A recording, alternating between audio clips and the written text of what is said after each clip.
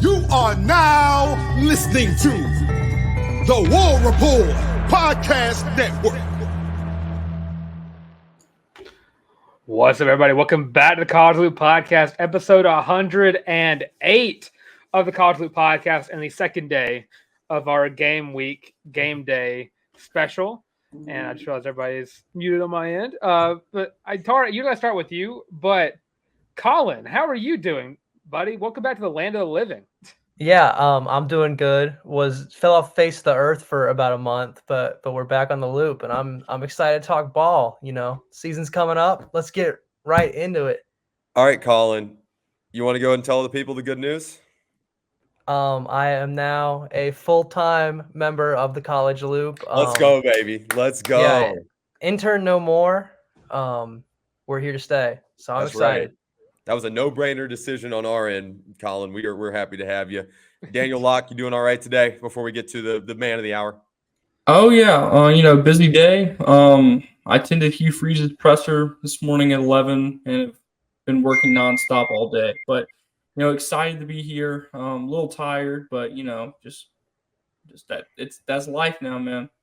That's part of life, and we're going to be talking more about Hugh Freeze here in a little bit. But right now, the man of the hour, everybody's favorite guest on the College Loop, which is a little awkward for me to say that because Jacob Goins is fully sitting backstage waiting his turn. And when he comes up, I will also say he's everyone's favorite guest of the College Loop. But it is a Bruesday with Brooks Walton. Brooks, welcome back, baby. It has been way too long. Good to see you, brother. Thank you so much. Good to see you guys too. Yeah, I'll take the favorite guest. I love it. And if it's not true, that's okay too. But we'll take it for now. Brooks said he'll roll with the punches. We're going to talk Auburn ball with you in terms of what Hugh Freeze and this team can accomplish here in a little bit. But you're the only guy in this room that ever strapped up and played college football. And we would be remiss if we didn't talk to you about what it's like that week leading up to game one, because I imagine it is something special. And I'm going to open up the floor here, gentlemen. We've all kind of put together a question that each of us are going to ask you. So we're going to ask you a series of 4 questions about what it's like to be a player in that locker room and in those practices for the week leading up. Colin, why don't you open up the floor here for Mr. Walton, and let's talk about that. Yeah, so for my question, so how much does the week one opponent matter versus how much does it matter setting up the fundamentals and playing the right way to get ready for the season ahead? Yeah, I mean, that's kind of it. It matters in a sense that obviously you got to win the game and you have to go out there and do good. But you schedule the group of 5 schools for a reason at the beginning of the season.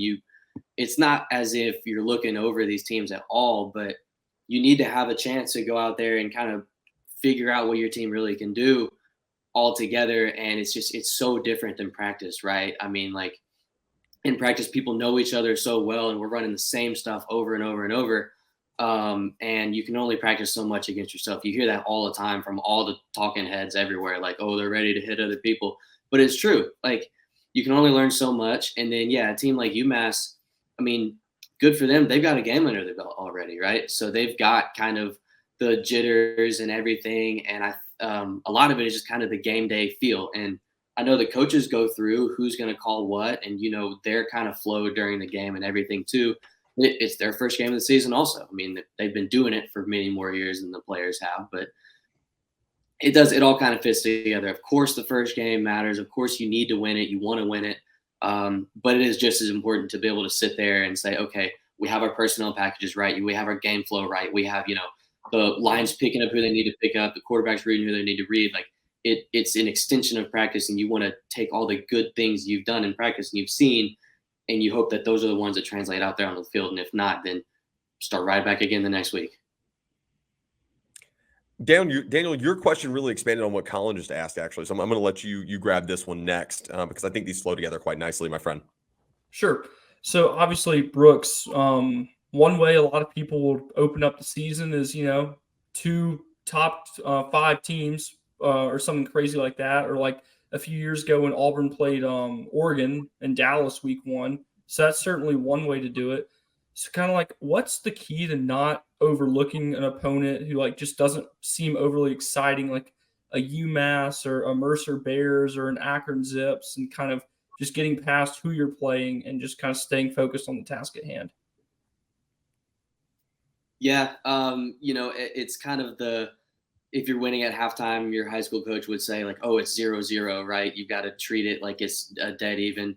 You've got to treat every opening game the same. I mean, whether, the Bo Nix Welcome to the World game in Dallas or UMass, like it's all the same. And to the players, it's still game one. And yeah, there's probably more nerves when you're on the road at a neutral site playing like, the Pac-12 top tier of the conference or anything like that. But it's just as nerve-wracking to be, a lot of these guys, it's their first game in Jordan-Hare. Like everybody's going to be pumped. And a lot of the, maybe the thought process is you shouldn't ever be taking your opponent like not seriously. You should absolutely, hey, this team, these guys are college athletes just like we are. If we play bad and they play great, they can beat us. But also, they could take the mindset of, hey, we're supposed to win this game. Let's make sure we do, but B, let's physically show that, hey, there's a reason I'm at Auburn and I had these offers to go to this school. Let me go out there and show the world why I'm here, versus a lot of, people would say less good talent because they ended up at they probably didn't have an offer to Auburn. So you can take different kind of approaches to it, just depending on, really it's just a person-to-person mindset. But ultimately, the whole feel in the locker room is, hey, we could be playing the Dallas Cowboys week one. We don't care. We're going to go out there. We're going to execute. That's what coaches always say. Just execute your game plan and do how you're supposed to do and the way that they have it planned out, and the game will go the way you want it to. Kind of speaking to that, I want to talk about not just the proving that you deserve to play football at Auburn, like you just mentioned, but I want to talk about the week leading up and in practice specifically. What's it like watching those guys, some of these young freshmen, transfers, whatever that looks like, seniors that are waiting on their turn, that are in the middle of a position battle? The depth chart is out at this point, and there's a lot of oars on that depth chart when you see that. So that means that there's not a bona fide guy at a lot of positions. What is it like watching those guys? And you were in the linebacker room. Hell, what it was like. Seeing how they go about their business. Is it any different than watching a guy who's like you played with Bo Nix, a guy that he's going to be the dude? Is that any different the way they go about their business? It definitely can be. You want your guy that is going to be a starter. You obviously want him to be fighting and working just as hard as the guy who knows he has the next two guys right behind him. They're all neck and neck. But yeah, it gets really intense, and sometimes it comes out in a bad way in practice and guys will get pissed, but you want that fire and you want people to be really like, let me show you why I deserve it. And it's not necessarily a personal thing. It's not, I don't like this player. It's, let me show you why I'm better than him and why I deserve to be starting.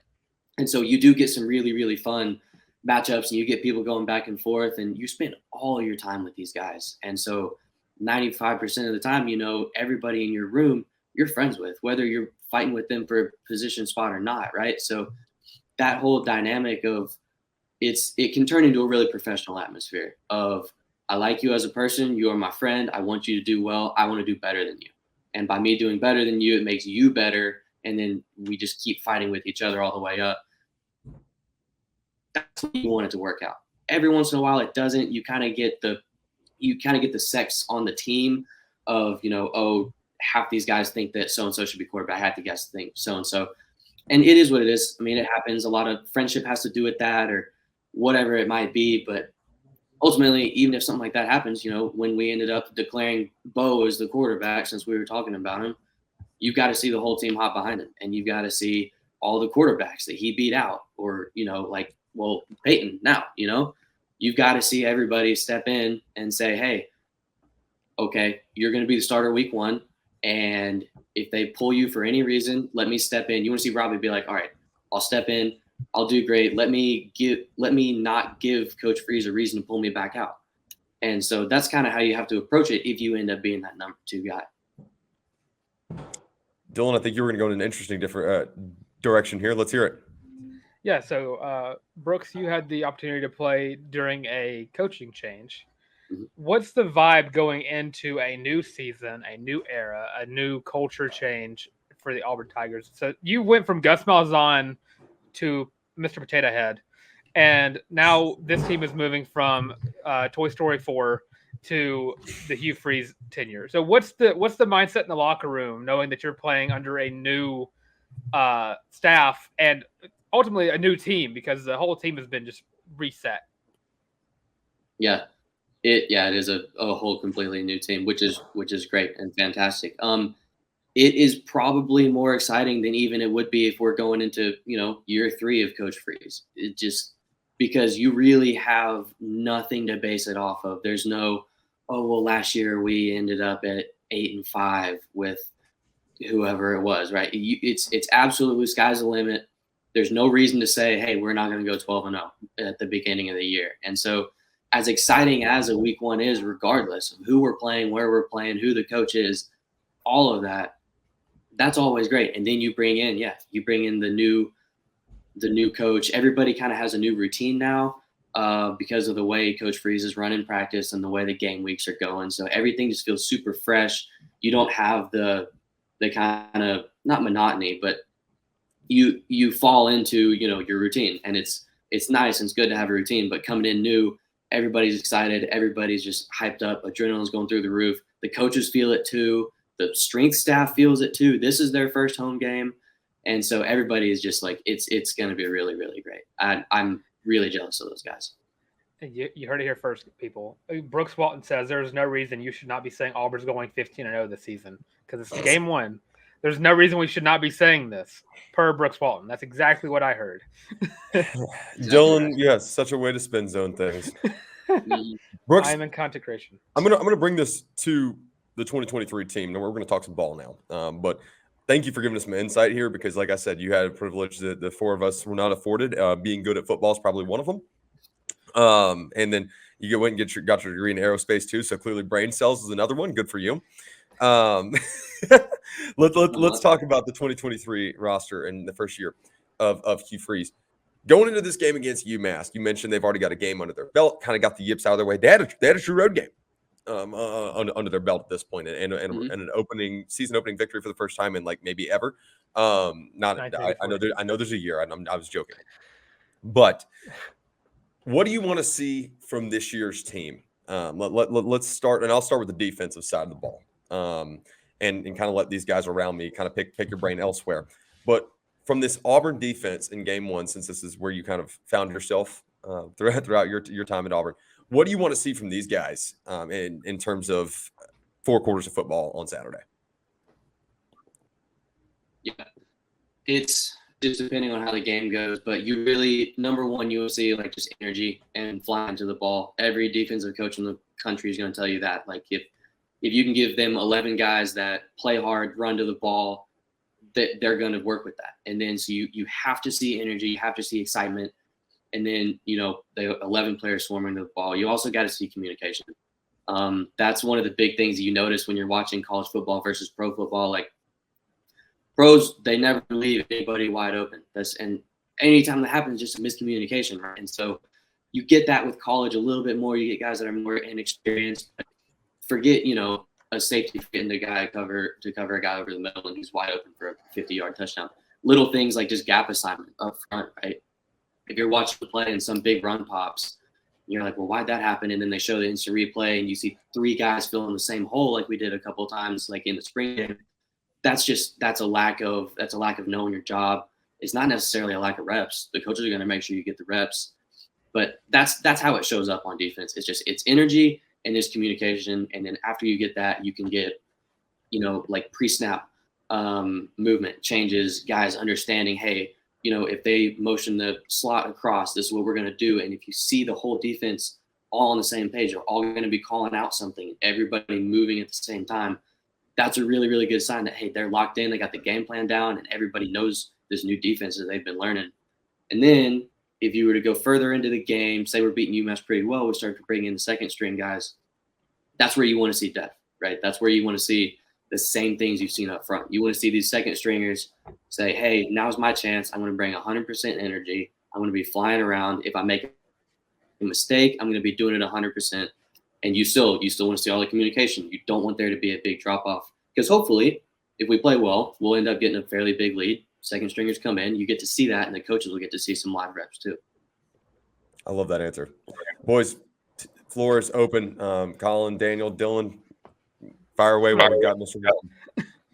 Well, Brooks, me and you have some similar opinions on one of the groups on this Auburn team, the position group that you, of course, played.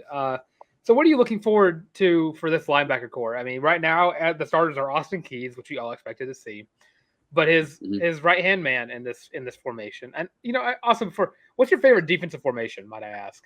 What would be your go-to that you would love to play? Man, that's tough. Just like an old school 4-3, That's a 4-3. Just load everybody up in the box. I like it. Just see what happens. It's interesting you bring up loading up the box because that's all Auburn's linebacker core can really do to stop the run this year. And Cam Riley's taking that weak side linebacker spot, which I find unbelievably shocking. And I guess I won't let you rat on anybody that you potentially played with, but I will ask you, what are you expecting to see from this linebacker core going into the first year of Hugh Freeze and even further than that first game? Yeah, I mean, you've got to see him. I mean, there's so much turnover, right? And linebacker is one of those positions where you want to be able to play it kind of in platoons, and you want to be able to bring in second string guys a good amount because you got guys flying all over the place. I mean, guys are going to get tired. Guys are going to get banged up. So you want to see depth, and we're not just going to see the guys that are labeled the starters. We're not just going to see them all game long. But you want to see them take charge out there. You really do.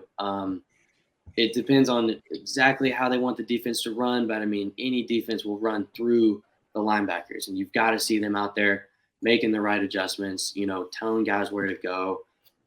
That's important. It really is, and just to see guys be confident out there. The linebacker room was not our best thing last year as a team. And so you've got to see guys step up and be confident and kind of take that. If it's Cam, Cam played a bunch last year, and that's fantastic. And now that he's out there, he's got another year under his belt, and you've just got to see him kind of come in and, hey, I know what I'm doing. This is not my first time with Jordan-Hare. Let me take charge. Let me show you why I was recruited to Auburn in the first place. And you want to see that from all your guys.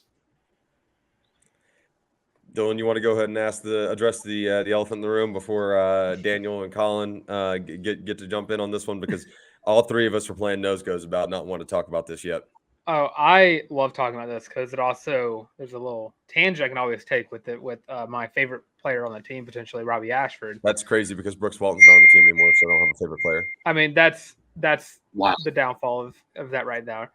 But Brooks, what are you expecting to see from Peyton Thorne in his first game as an Auburn Tiger, his first time in Jordan-Hare Stadium with a actual crowd, because he wasn't even here for 8A. So he's new on the block still. What are you expecting to see from Peyton Thorne against UMass? You want to see him look like a quarterback that started in the Big Ten. You want to see him look like a guy that comes in and, I mean, I keep saying it, but you want to see him out there looking confident and taking direction and showing people, I mean, running the offense. You don't want to just kind of be out there looking a little bit timid, not stepping into throws, maybe looking down at the line too much. Not turning the football over. Not turning the football. I mean, yeah, that's a huge one, and a lot of, throwing picks comes from indecision or not really knowing where your players are going to be. Right. So you just want to see him come in and look like the older guy that he is and step in and kind of bring not a calm, but just a good directive presence out there of, hey, I'm here. This is my offense I'm running. We're going to run it well. I know it. And we're going to go out there and execute. Actually, I think I remember it was yesterday. I'm trying to remember. I think it was Todd, one of our very active guys who loves watching the live whenever it comes out, the premiere. He brought up how Peyton Thorne is on a very short leash, and how it will not take very much for him in the first, at least first 2 weeks, because I think UMass and Cal were definitely the two hardest ones out of the first three. But what would it take for what would Peyton Thorne have to do wrong for Robbie Ashford to take over? I mean, it all kinds of rolls together, right? Obviously, you're going to say, well, if he goes out there and throws 2 picks in the first half, Robbie's probably going to get a chance. But that doesn't necessarily mean he's out there just solely throwing picks, if that makes sense. I mean, there's going to be a reason for it. Maybe he's not confident. He's just not feeling out there. But, I mean, yeah, if it could be little things. He could be looking pretty well, Maybe the offense just isn't rolling super good, or maybe the offense is rolling down the field, but you kind of sit back and you're like, wait, we ran the ball 6 times in a row. Maybe they're not feeling super confident about Peyton. And there'll be a lot of stuff that we might never know about, maybe little things between him and the coaches, and they're like, hey, what'd you see out there? And he doesn't have an answer for it necessarily. Could be kind of any sort of little nuance or thing, or honestly, it could just get to the point where he's doing pretty well. And, us on the outside might see him get pulled and be like, well, hey, he wasn't doing too bad. And it could be true. He wasn't doing bad. They just wanted to see how Robbie would react, how Peyton would react to Robbie going in there for a little while. There could be any number of things. And, you hope he doesn't get out there and look real bad and stumble around in the pocket and throw the ball up in the air a few times. But you just never know. Mr. Beyersdorf. All right. So going into this 2023 season, do we have a position group that catches your eye? Not named quarterback. Not named quarterback. I mean, yeah, the one catches my eye. I don't know if this is the right phrase, but the one I'm excited to see is the receiver group. There's been pretty much just a full reload of it, and I want to see what we can do. Get Hugh Freeze in there. Like, we're going to be throwing the ball around. I'm excited to see some guys. I really am. This is what we've been missing. We've been missing kind of the explosive outside threats, deep threats. And if we can get to it, then, that opens up so much more that we just didn't have. And we haven't had a really good receiving core in a while. And so that's what I'm looking to the most. I mean, if we can get them going, and who knows, honestly. But that's who I'm really excited to watch. Does Auburn get a 1,000-yard receiver this year? Oh, jeez. History would tell me no, because I don't know how long it's been, but it's been a long, long time. None of us were alive when it happened last. Okay, yeah, really long time. So we'll see. I would hold off on the really. We're not that old. Come on now, Brooks. Brooks is such a pro at this, gentlemen. Like, he claims up and down that he has no journalistic background, but he exclusively maybe that's true, because he's a really good person at coach speak. He's really good at this. I'm not ready to commit to that right now. You're missing the Gus Mouse on. Okay. All right. All right. No, that was beautiful. Mr. Locke. So, Brooks, I got to know, do you have a score prediction for this weekend? Ooh. I can give you one off the top of my head. I love that. Okay, sweet. Give me 35-10. 35-10. Brooks Walton only giving the Auburn offense 35 points. Yep. I'm feeling good. Okay. I'm feeling good. We've been talking up the receivers. Where's the defense scoring 35 points? They didn't give Brooks his extra year of eligibility. He can't have 3 pick sixes this game. It's crazy. It's nuts. That's what I'm saying. It would have happened. Brooks, thanks so much for joining us. Tell everybody where they can find you on socials, where they can hang out with you. Let's try to make this. Let's bring Bruesdays back, man. Let's do it. We missed you. We really did. We can always do Bruesdays. I'm here for you guys. I really appreciate it. It's just Brooks Walton on Twitter and Instagram. But thank you guys so much. Talk to y'all soon. It's our pleasure, Brooks. Hey, hope you're feeling loopy. Dylan, we got a t-shirt that can help you out, and I'm rocking it right now. Ladies and gentlemen, if you do not have your Feeling Loopy College Loop, the War Report co-branded t-shirt yet, I mean, what the heck are you doing? We've got a boatload of different colorways. We got 5 different colorways. It's the most comfortable shirt you will ever own. Dylan's been talking about, we've asked 10 doctors. I've officially asked 10 dentists. It's better than Crest. All 10 of them said that it makes you feel better. Everyone that owns this shirt feels better about themselves. You can get that at thewarreport.com. Also grab that in the link in the description to any one of our podcasting services, whether that be on YouTube, Spotify, Apple Music, anything, all the above. You can also, like I said, go back to thewarreport.com and pick yourself up your own Feeling Loopy College Loop War Report co-branded t-shirt. Now, it's time to bring on our second guest of the evening, the one, the only, the legendary, everyone's favorite guest on the show, like I mentioned earlier, Mr. Jacob Goins. my gosh, welcome back, brother. It has been way too long. Thank you so much. It's great to see all of you guys. It's been way too long. It's great, Colin. Congratulations on officially joining the College Loop. Well deserved, I'm sure. And so, it's great to see you guys again, man. I know you've not talked about Auburn football at all, so you're probably no, not at all. No, not at all. I'm not talked out about it at all. I'm not waiting on Saturday impatiently by any means.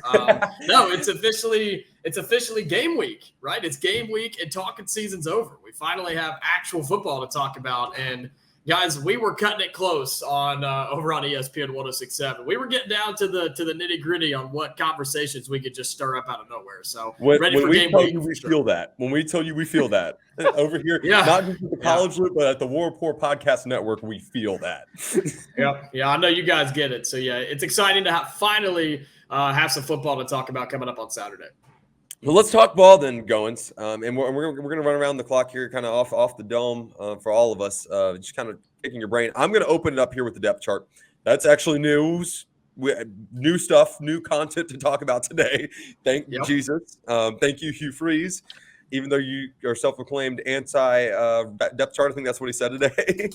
It's what he said to my question, by the way, because I asked him about the wide receivers. And I said, Coach, looking at the wide receivers, because obviously that's where everybody wants to look when it comes to the offensive side of the depth chart. I said, looking at these guys, you've got Shorter and you've got Kelly and Shane Hooks. I said, was this because those guys separated themselves or because maybe injury had to play in this? Because we know Camden Brown's been banged up. We know Nick Martyr's been banged up. And he said, I don't know where you got that. I don't believe in depth charts. And he kind of was upset with my question, fellas. So I guess Hugh Freeze doesn't believe in depth charts. Jacob going to the rat poison coming out here. What Jacob Goins is saying is that we just brought on the hardest hitting journalist of the day. And I think that's a matter of fact. Let's talk about that depth chart though. Any surprises on your end, Mr. Goins? Overall, no. The receivers, I guess you could say, were a surprise, but based off of what Hugh Freeze said today, it doesn't really matter who's on the starting depth chart and who's in bold. And you know what? As much as we can kind of, have a little fun there, I do sort of believe him when it comes to the receivers because nobody has separated themselves outside of Shane Hooks, who has been the most popular name so far for Hugh Freeze in the receiver room. I truly believe that multiple guys, if not all the guys there, are going to play in some way, shape, or form. So just kind of not really surprised by the tight ends or the receivers. The guys up front on the offensive line, the structure's a little bit different than what I thought it was going to be, but the five main guys are the guys we have seen all fall. They're the guys that we've been expecting. And so I think you could see those five maybe even shuffle around the first few games if things don't go exactly like Hugh Freeze wants it to go, or Philip Montgomery on the offensive side. So interesting to see what that looks like. Linebackers were the one that really kind of caught my eye looking at this depth chart today because you have Austin Keys and Cam Riley, and then you have Elijah McAllister at the jack, edge, linebacker position, whatever you want to call it. Really excited for Elijah McAllister. The guy he's so talented. He's so smart. He's such a good leader. His stats are, let's be honest, borderline non-existent at times at Vanderbilt, but the guy knows ball. And the guy's getting his doctorate degree, fellas. He knows what he's doing. He's such a smart dude, super nice guy. We talked to him in Nashville at SEC Media Days and really excited for him and this opportunity. But I compare the linebackers to the wide receivers where, sure, Austin Keys and Cam Riley are named according to starters on the depth chart, but you're going to see Larry Nixon III. You're going to see Wesley Steiner. You're going to see Eugene Asante. So surprises on the depth chart? No, not really. But there's a couple positions where just because they're claimed to be the starter doesn't mean they're going to play the majority of the snaps. Dylan, I know you wanted to add to that a little bit. Oh, I love that you mentioned Larry Nixon because I think from what he did at North Texas, he definitely is going to be the best run-stuffing linebacker on this team no matter what.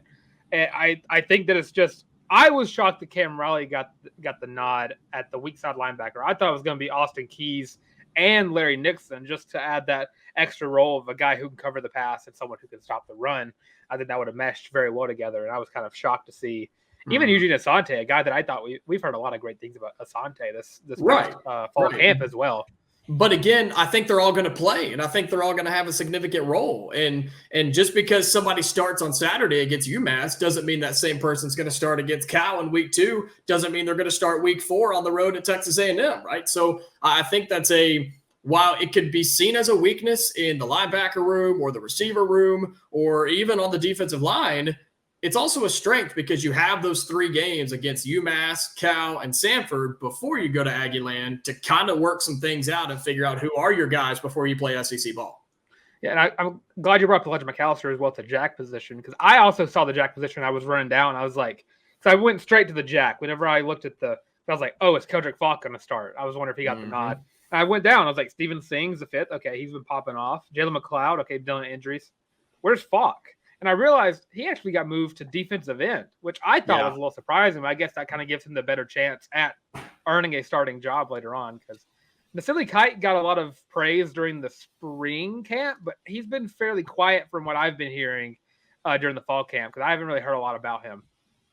Yeah, and I think Keldrick Falk is going to be a guy that plays defensive end when he becomes a little bit older, more mature in college. I think his brother is going to be the exact same way, guys. I think they're both going to play defensive end. They're both extremely talented, fast, physical off the edge. All they got to do is just get a little bigger, right? Get a little bigger, get a little faster, and they're going to be perfect defensive ends of the SEC. So expect Keldrick Falk to have his name called quite a bit.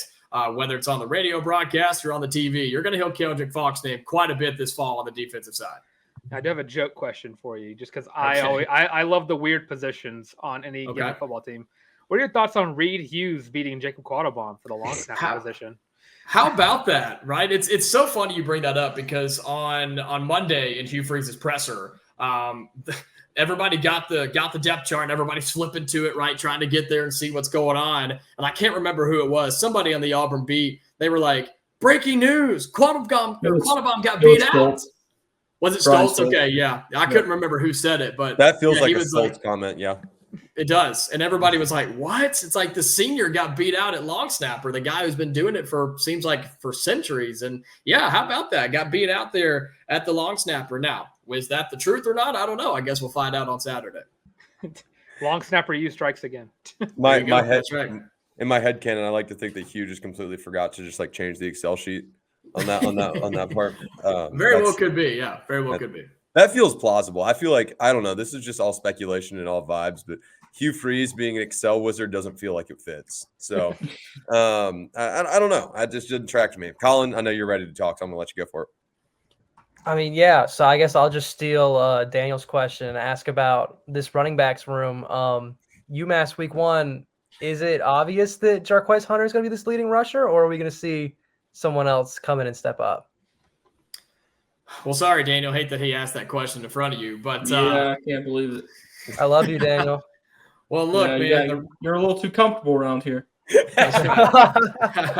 Oh no, shooting shots already. But no, when you look at this running back room, I mean, it's the room that's going to get the most highlight. It's going to be it's the sexiest room on the position or on the roster. It's the one that's going to make this team go this year. And so I think early on, sure, Jarquez is going to be your guy. Jarquez Hunter is going to play. Nothing stemming there from the past. But I think Jarquez he'll be your starter. He'll get a lot of the carries. But a good thing about the game against UMass is the other guys are going to play, right? Damari Alston is going to play. Brian Batiste is going to play. Jeremiah Cobb, Sean Jackson. They're all going to touch the football on Saturday. Sean Jackson, let's go. The bowling ball himself. I love it. I can't wait for Sean Jackson to touch the ball. There you go. That's right. Look, this is one of the most talented running back rooms, not just in the SEC, in the entire country, guys. I have been saying it on my show. I truly believe it. I'm not saying it to get clicks or whatever. I truly believe it. This is one of the most talented running back rooms in all of college football. And Jarquez Hunter is leading that. There's no doubt.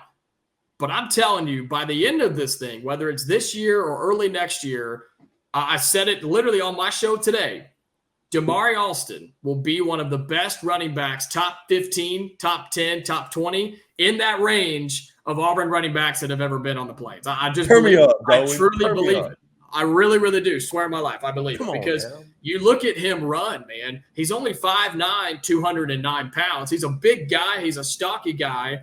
He'll run you over. He'll outrun you. He'll outshift you. And he's just going to be better than you. And so Jarquez is going to be great. We know how good Jarquez Hunter is. But the 1-2 punch of Jarquez and Damari Alston, holy smokes, guys. It's going to be unbelievable. So, Colin, to get to your actual question about the game against UMass, you're going to see a lot of guys touch the football. I truly believe that. But as the season goes on, do I think Damari will become the absolute number one? No, because you don't need him to be that. You bring him in, he can bring a new energy, a new life, and you're going to make a defense. Take Cal in week 2. You're going to make a defense like that stop Jarquez Hunter and Damari Alston. Good luck. I got to follow it up, Dylan. I'm probably snatching this out from underneath you, but you're not beating me out to this one. Goins, Jeremiah Cobb is so damn good. He's so good. Can you keep him off the football field this year? No, there's no way. Absolutely not. He is You can't waste a red shirt, right? No, I mean, and I hate to say it that way. And here's the thing with red shirts, guys. You honor the red shirt unless the guy truly makes your team better and you feel that you cannot be in football games or win football games without that particular person on the football field. Will Auburn get in a game where Jeremiah Cobb could be that person? Yeah, he absolutely could. Whether it's running the football, whether it's returning a kick or a punt, I mean, it could be anywhere. And so I think he will make an appearance multiple times. If you get to the point in the season where, yeah, you don't absolutely have to have him to not burn that, then sure. But if you get down to late in the season on the road at Arkansas, and God forbid, Jarquez Hunter get hurt, or Damari Alston get hurt, or Brian Petit get hurt, whatever it may be, right? Injuries happen in college football, especially in the SEC. If you get to that point late in the year on the road at Arkansas or at home against Alabama, and you need somebody fresh to come in and carry the football, then yeah, you may have to go to him and be like, look, man, it's now or never for you. Take one for the team type of thing. And that's just situational football. You just got to see where it is. But no, he's going to be on the field. There's no doubt. He's too good not to see green grass. Agreed. Daniel, you actually didn't take my question from me because you went running back. I was going to go defensive back.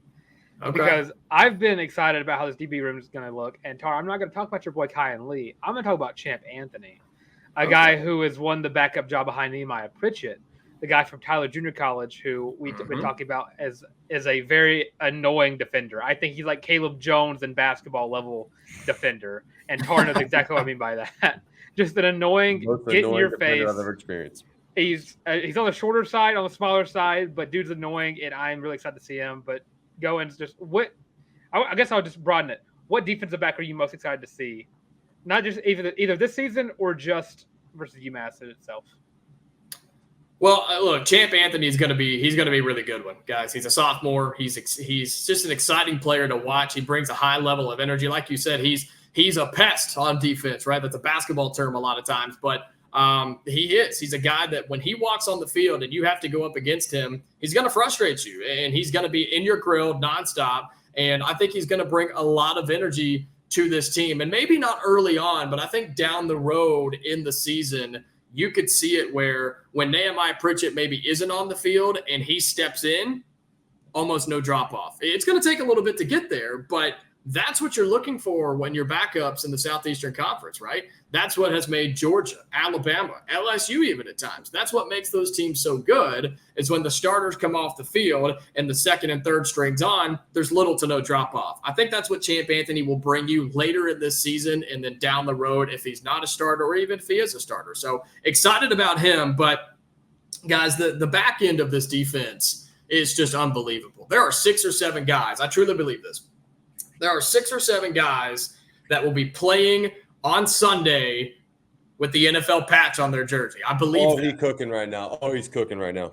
There are so many good, talented guys, smart guys, Auburn guys, and NFL talent guys on this defense. My favorite one, it's the easy pick. It's DJ James, who's going to be locked down. He's going to be Darrelle Revis 2.0. He's just that guy. Don't challenge him. Don't do it. Don't challenge him. He's too good. He's a senior. He will anchor the back end of this defense in a good way. Anchor sometimes not a great term, but that's in a good way.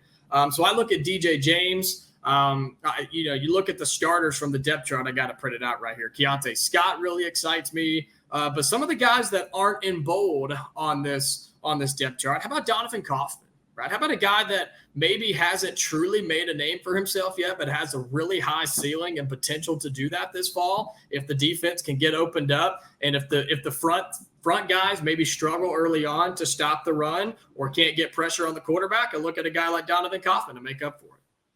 Oh, Goins, you're cooking right now. I do need to make one little amendment to the entire spiel you just gave that was factually correct. Just need to add an add-on. Nehemiah Pritchett is going to be all SEC. You're right about that.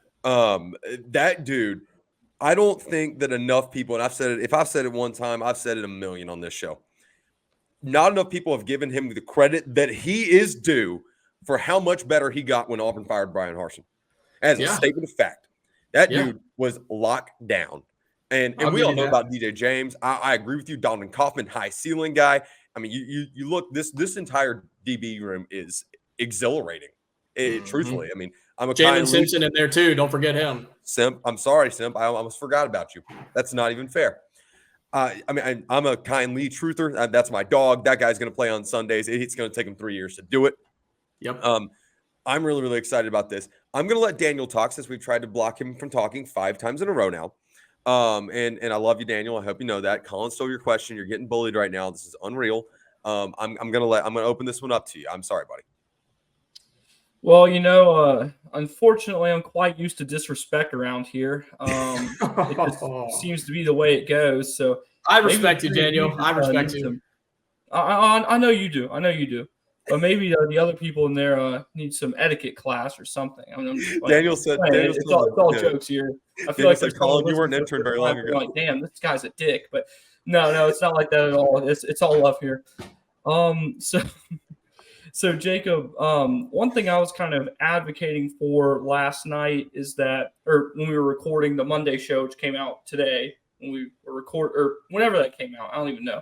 But we were talking at some point in the recent past, and I said that UMass is good in the way that, like, they test Auburn's ability to do certain things without being so good at that certain thing that the Auburn's trying to stop or produce offensively. That's not a complete confidence killer. So do you think that UMass is a decent test to see if Auburn can stop the run this week? Well, I think, here's the thing about UMass. You're talking about Auburn's defense stopping UMass's run, correct? Correct, yeah. I don't know. I mean, I watched UMass play New Mexico State, and the score was close. And credit to UMass, right? They were 7.5 point dogs, and they win by double digits on the road. So good for them in week 0. But I don't think it'll be a real test for Auburn's front guys on the defensive side to stop the run. They are going to have to stop that quarterback because he's very athletic. He can throw and he can run. So they're going to have to stop him. But I think that's more on linebackers and even secondary guys coming up and making a tackle, stopping him 5 or 6 yards after a run versus the defensive line getting their paws on him. But unfortunately, Daniel, I think it's going to be, as crappy as it is, I think it's going to be Texas A&M before you really find out if Auburn's guys on defense can truly stop the run, because we've heard all fall long that Auburn's run game is just eating them alive. And so the biggest question that we've all been pondering over the last month is Auburn's run game just that good, which I think it is, or is Auburn's defensive line struggling to stop those guys? And I think it's a combination of both. So until you play a team like Texas A&M, who has legitimate running backs, who has a legitimate offensive line, I'm not going to say legitimate quarterback because I don't believe in Connor Wegman, but I think when you play somebody like that, that's when you'll find out if you can stop the run, because UMass isn't really going to test you. Cal isn't going to test you. They might a little bit, and then Sanford's not going to test you either. So there's pros and cons to Auburn having an easy start to the season. And one of the cons is you're not really going to find out what Auburn's defensive line looks like, stopping the run or even getting true pressure on the quarterback until probably Texas A&M. I unfortunately think you're right there, Goins. But it certainly doesn't hurt to get those guys reps, because the reports we've heard out of camp are atrocious about the Auburn run defense. And you've probably seen more film than I have. And at this point, I don't want to hear about it until Monday next week. I really don't want to hear about it until Labor Day. Let's just enjoy Auburn football. I want to get, before we get your score prediction, give me a standout guy on both sides of the ball that you think that could really, really make a name for himself or solidify himself this weekend on Saturday. This weekend in particular. Yeah. It's a good question. Look, Auburn's going to run the football a lot. Okay, they're going to run the ball a lot. Hugh Freeze has talked about it. He talked about it again on Monday in his presser. The bread and butter is going to be running the football, but you can't run it every single play because your guys they'll die of exhaustion. And Auburn's got to throw it around a little bit to try out their receivers, to try out their new polishy quarterback, Peyton Thorne, right? To test their offensive line. Can they hold up protection, which we haven't seen in the last 10 years at Auburn? I think they are going to throw the football around. And so UMass, I think you're going to see a lot of guys get action. Look, UMass won in week 0. All right, they're 1-0, and give them credit. They're 1-0. They had a true road game. They win by double digits. They were underdogs, whatever. They're still statistically a bottom 10 team in college football. Like, let's not get overly excited. They looked better on Saturday, don't get me wrong, but they're still a bottom 10 statistic college football team. So I don't think you're going to see anybody, just one dude, just absolutely go off on offense or defense, maybe more defensively at the linebacker spot or even on the defensive line, get some pressure on the quarterback, maybe have a couple sacks. I would love for somebody like Jason Jones just to really have a day on the defensive line, show some pressure, throw the smaller offensive linemen around, and just get to the quarterback. Don't even let him run on the defense and get outside and try to pick up first downs with his legs. Have Jason Jones get in there, grab him with a big claw, and just put him on the ground. And so I look at Jason Jones defensively. Offensively, it's so hard to pinpoint one guy because I think you're going to see so many different guys get their names called and have action on Saturday. But look at the receivers, any number of those guys. There's a couple of them that may or may not play, Nick Martin being one of those that Hugh Freeze mentioned on Monday. But, what about Shane Hooks? We've heard so much about him in the fall. Why not start off the season right and have yourself a field day against the Minutemen? I love it. And 2 underrated sleeper picks that you didn't mention. Daniel Locke, all press box. That's he's on the all press box watch list. Colin, you're working Saturday, right? Yeah. We're going to replay for the broadcast. All right. Colin Beyersdorf, all SEC network watch list. Just letting y'all know. I'm putting that out there right now. Hang the banner, baby. Hang the banner. That's right. Hey, if there were such a monster, we would hang the damn banner right here in the college. You know we would. That's right. We'd get T-shirts without a doubt. That's right. That would have me feeling loopy for sure. Mr. Goins, thank you so much for joining us today. Let's get your score prediction. Score prediction for Saturday, Auburn versus UMass. Again, the Minutemen 1-0.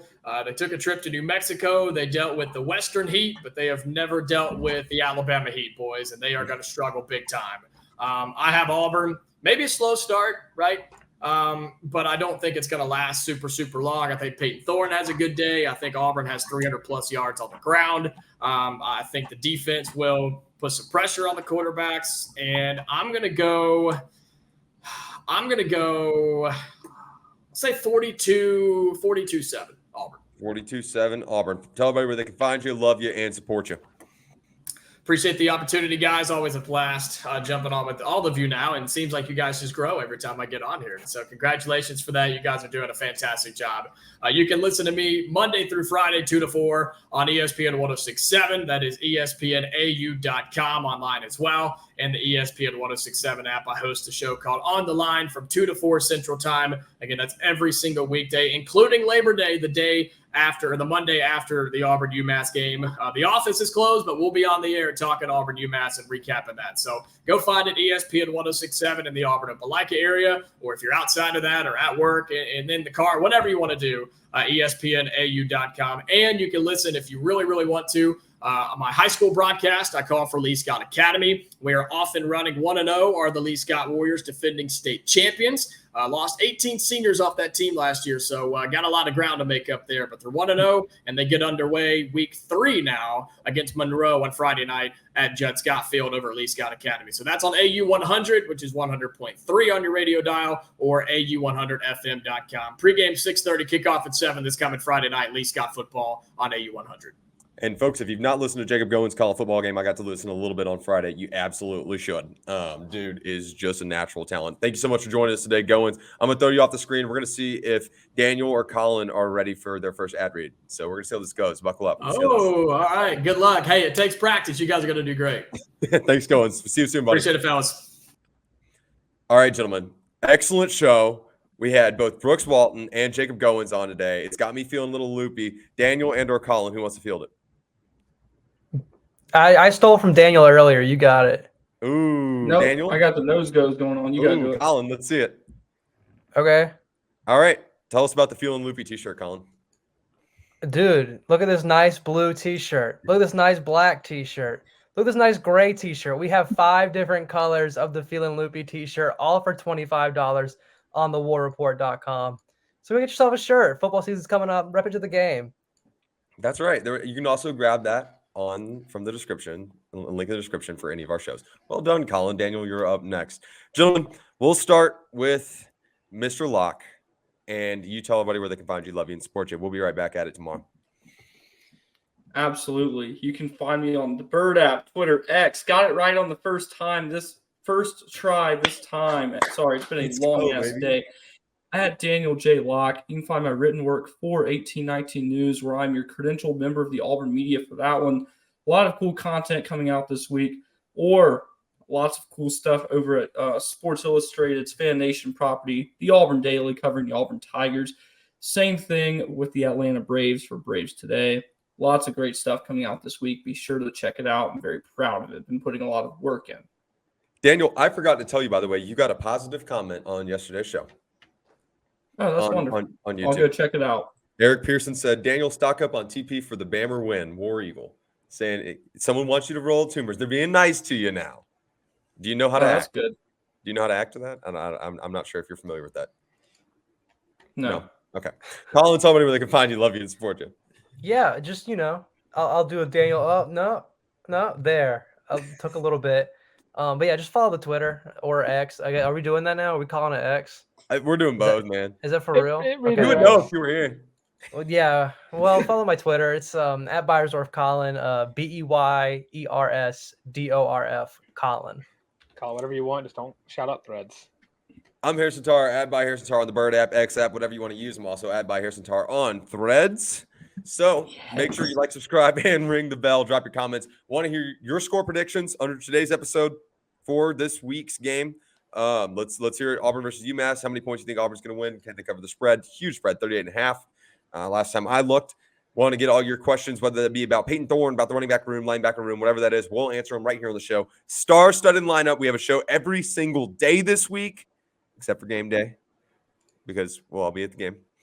Today was yesterday's our normal show. Today, obviously, Jacob Goins and Brooks Walton. Tomorrow, we'll have Caleb Jones and Noah Griffith. Thursday, 7 p.m. Central Time Live. Be there, be square. Don't know what else you would want to be doing. It's right after Tiger Talk. You got time, folks.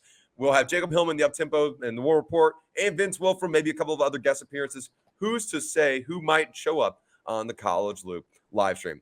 Dylan, tell everybody where to find us, where to find yourself, and let's get out of here. Of course, I'm Dylan Larck at your boy the Tank on Twitter/X. It redirects, so whatever you type in, it'll take you to the right place. And if you want to follow us here on the College Loop, make sure you follow us and subscribe here. We're now 70 away from 600, trying to get there. Let's do it by game day. Try to do it by game day. We're steadily picking up some steam, I guess. But of course, you can also find us on Twitter, TikTok, Facebook, and Instagram. And of course, right here on YouTube. Again, like, comment, subscribe. Leave some thoughts on the game. Game predictions. How stat line for Peyton Thorne, stat line for Robbie Ashford, stat line for what? How many hot dogs Dylan and I eat combined at the football game? Take the over. And of course, if you are tired of seeing our faces, I completely get it. Look at Tarr. But not this week. We got some good looking faces. Not this week. Not this week. I mean, I'll bring Brooks back up here just for fanfare. Yeah, I'll that's do right. It. And of course, if you're tired of looking at us, you just want to listen to us, you got us on Spotify, Apple Podcasts, Google Podcasts, and Amazon Music. Pretty much everywhere you get your podcast. Stay tuned for tomorrow for Caleb Jones and Noah Griffith. And stay tuned for the extra last second of the outro where you can see a little cameo that I made while we're recording the show. So with all that being said, this has been the College Loop Podcast.